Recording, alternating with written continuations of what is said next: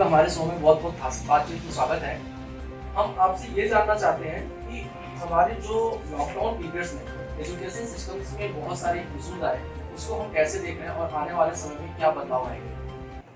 सबसे पहले तो बहुत बहुत थैंक यू, शुक्रिया स्वदेशी संवाद जो आज आप लोग मेरे पास आए हैं और आप जानना चाहते हैं मेरे व्यूज़ एजुकेशन सिस्टम के बारे में।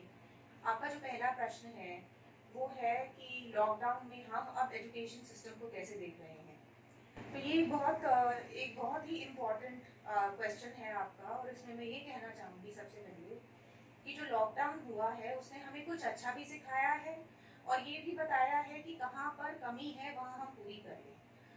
आज तक सब कुछ ऑफलाइन था, जब तक लॉकडाउन नहीं हुआ था, जब तक ये एपिडेमिक पैंडेमिक नहीं बना था।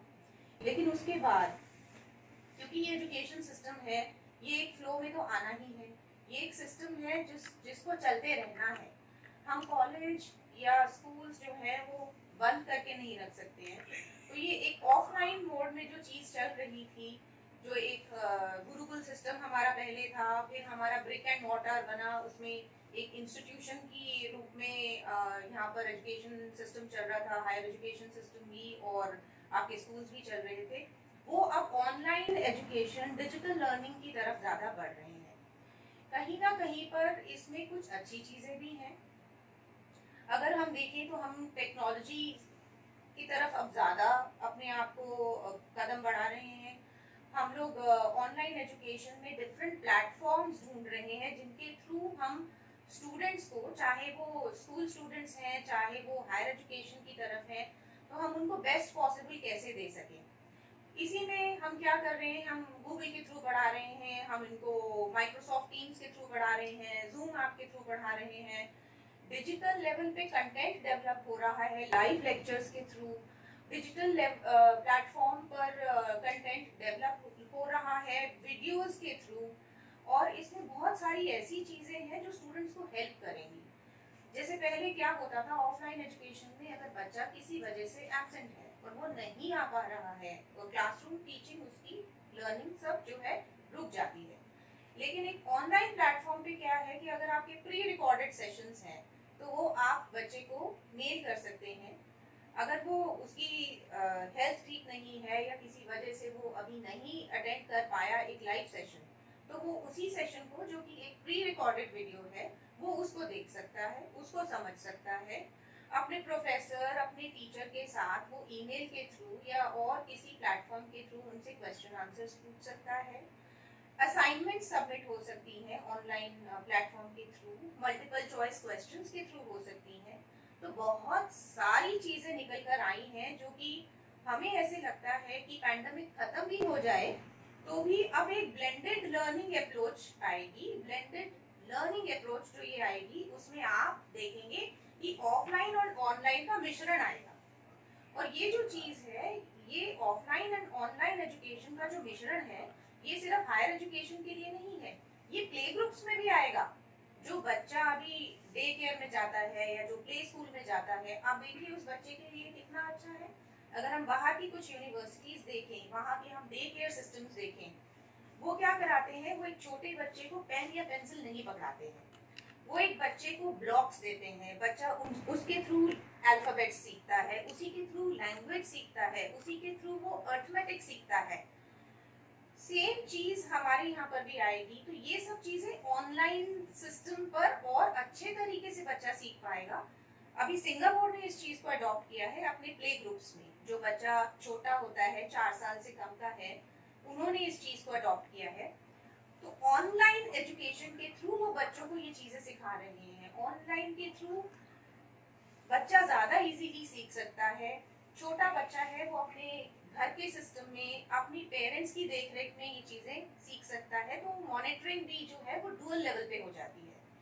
तो मैं तो यही कहूंगी कि पैंडेमिक हुआ, एपिडेमिक हुआ, जो टर्न आउट इनटू पैंडेमिक हुआ, तो इससे हमें बहुत सीख भी मिली है। ये एक लर्निंग भी है हायर एजुकेशन सिस्टम के लिए, सिर्फ नहीं, स्कूल सिस्टम के लिए भी है। और ये अब जो बदलाव आया है हमारी एजुकेशन सिस्टम में, टीचिंग लर्निंग प्रोसेस में, ये सिर्फ कुछ 3-4 महीने या दिसंबर तक का ये नहीं है, ये कंटिन्यू करेगा, क्योंकि ये एक लर्निंग आपको सिस्टम के अंदर आ गई है। तो मैं तो यही कहूँगी कि बहुत सारे टूल्स हैं, बहुत सारी टेक्निक्स हैं जिसके थ्रू हम बच्चों को आज पढ़ा रहे हैं, उन्हें सिखा रहे हैं। बच्चों को और उनके पेरेंट्स को ये बिल्कुल नहीं लग रहा कि कहीं पर भी एक उनकी एजुकेशन में पूर्ण विराम आ गया है। It was just a small pause जिसको हमने रैपिडली ऑनलाइन सिस्टम में ट्रांसफॉर्म किया और बच्चों को हमने उसी के थ्रू पढ़ाना शुरू किया और बच्चों ने भी इसको अच्छे से अडेप्ट कर लिया है। अब तो ये जो सिस्टम है ये अब सेल्फ एब्जॉर्बिंग सिस्टम बन गया है। अब इसके अंदर ये एक स्पॉन्ज बन गया है, आप जितना डालते जाएंगे वो सोखता जाएगा और ये आपको एक दिन इस चीज के आपको बेनिफिट्स और ज्यादा दिखाई देंगे। मैम यहाँ पे मेरा एक सवाल आपसे बन रहा है, आपने जो चीज़ें बताई कि हम ऑनलाइन मोड में जा रहे हैं, लेकिन यहाँ पे अगर हम अपने स्कूल्स के लिए जाते हैं, जैसे हमारे कुछ ग्रामीण इलाके हैं जहाँ आज भी इंफ्रास्ट्रक्चर्स नहीं है या नेटवर्क नहीं है, वहाँ पे हम इस चीज़ों को कैसे इम्प्लीमेंट करेंगे? देखिए, ये भी एक बहुत ही आपने अच्छा प्रश्न पूछा है कि जो हमारे ग्रामीण इलाके हैं वहाँ पर हम कैसे करेंगे। इसका मैं आपको एक एग्जाम्पल देती हूँ। मध्य प्रदेश में एक स्कूल है, वहाँ पर उन्होंने 20 बच्चों से स्टार्ट किया और उन्होंने क्या किया कि जब उन्होंने स्कूल स्टार्ट किया तो उस टाइम पर बच्चे स्कूल में आते थे, स्कूल की कोई बिल्डिंग नहीं थी, कोई स्ट्रक्चर नहीं था, वो गुरुकुल सिस्टम फॉलो करते थे, पेड़ के नीचे बिठाकर पढ़ाते थे। तो आज की डेट में उन्होंने क्या किया है इस चीज के लिए कि एक उनका ग्रुप बना हुआ है। उस ग्रुप के थ्रू अब अगर आप कहते हैं ग्रामीण इलाके वहां पर मोबाइल भी नहीं है, हम इस लेवल तक के ग्रामीण इलाके को देखते हैं, तो उसमें उन्होंने क्या किया हुआ है कि वो बच्चों को जो है एक जगह पर इकट्ठा करके और उनको असाइनमेंट्स के थ्रू, उनको मॉडल्स के थ्रू, वो एक लेक्चर डिलीवरी पे नहीं फोकस कर रहे हैं, वो प्रोजेक्ट्स के थ्रू, मतलब करके सीखना। तो वो उनको जो है कम्युनिकेशन भेज दी जाती है कि आपको इस टाइप के प्रोजेक्ट्स डेवलप करने हैं। जैसे उन्हें ये कह दिया जाता है कि आपके घर के बाहर आप एक छोटा सा पैच ले लीजिए जिसके अंदर आपने खुद से प्लांट्स आपने ग्रो करने हैं या आपने वेजिटेबल्स ग्रो करने हैं। तो उसमें क्या है, बच्चा सीखता है कि अगर मैं इस तरह के बीज डालूंगा तो वो इतने दिन में अंकुरित होंगे, इतनी मुझे खाद उसमें डालनी है, इतने दिन में पौधा बनेगा। तो वो क्या सीख रहा है, वो एक बायोलॉजिकल डेवलपमेंट, एक बोटानिकल, जिसको आप कहते हैं बॉटनी में आप पढ़ते हैं, तो वो चीज सीख रहा है। तो ये चीजें बता दी जाती हैं उनको। तो कम्युनिकेशन अगर वहाँ पे नहीं है थ्रू द डिजिटल मोड, तो और बहुत सारे उन्होंने ऐसे तरीके निकाले हैं, क्योंकि गांव है, एक छोटी सी जगह है, तो सोशल डिस्टेंसिंग करके वो आज की डेट में बच्चों को थोड़ी देर के लिए बुलाते हैं, उनको प्रोजेक्ट्स देते हैं और वो प्रोजेक्ट्स हैं सेल्फ डेवलपमेंट के लिए। ये मैंने आपको एक छोटा सा एग्जांपल दिया जिसमें वो कहते हैं कि ठीक है, तुम्ही ने बीज डालकर तुमने उगाना है और अब उसके ऊपर पूरी रिपोर्ट लिखो। तो ये क्या है, वो उसको सिखा रहे हैं कि कैसे आपको करना है। और यही चीज मैं बोलूंगी कि सिटीज में, टाउन्स में भी आनी चाहिए जहाँ पर इतना डिजिटल रेवोल्यूशन है। लेकिन ये आनी चाहिए क्योंकि आज की डेट में बच्चे को करके सीखने की ज्यादा जरूरत है, बजाय कि किताबों में घुसकर। मेरा अपना तो यही मानना है कि अगर मैं कोई चीज करती हूँ, अपने हाथ से उसको करती हूँ, तो मैं उसको समझ रही हूँ। एक बार मैंने एक चीज कर लिया, मैं जिंदगी भर उसको नहीं भूल सकती हूँ। ठीक है, तो digital revolution, digitisation, technology based जितना भी आ जाए, it is very good because it is necessary, आज की डेट में बहुत नेसेसरी है।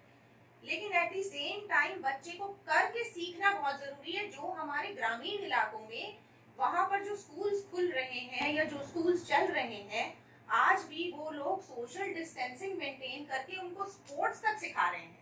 हम तो अभी पढ़ाई की बात कर रहे हैं, वो उनको स्पोर्ट्स तक सिखा रहे हैं। चेस खेलना है आपका फुटबॉल में ड्रिबलिंग है, ड्रिबलिंग में वो सोशल डिस्टेंसिंग करके बच्चों को ड्रिबलिंग सिखा रहे हैं। छोटी छोटी जगह पे मुझे ऐसे लगता है कई बार शायद एक्सपेरिमेंट्स ज़्यादा किए जाते हैं और वो जो एक्सपेरिमेंट्स होते हैं वो खुद एक रेवोल्यूशन लेकर आते हैं सिस्टम में, जो कि प्रेजेंट एग्जिस्टिंग सिस्टम होता है, चाहे वो एजुकेशन हो चाहे वो कुछ और हो।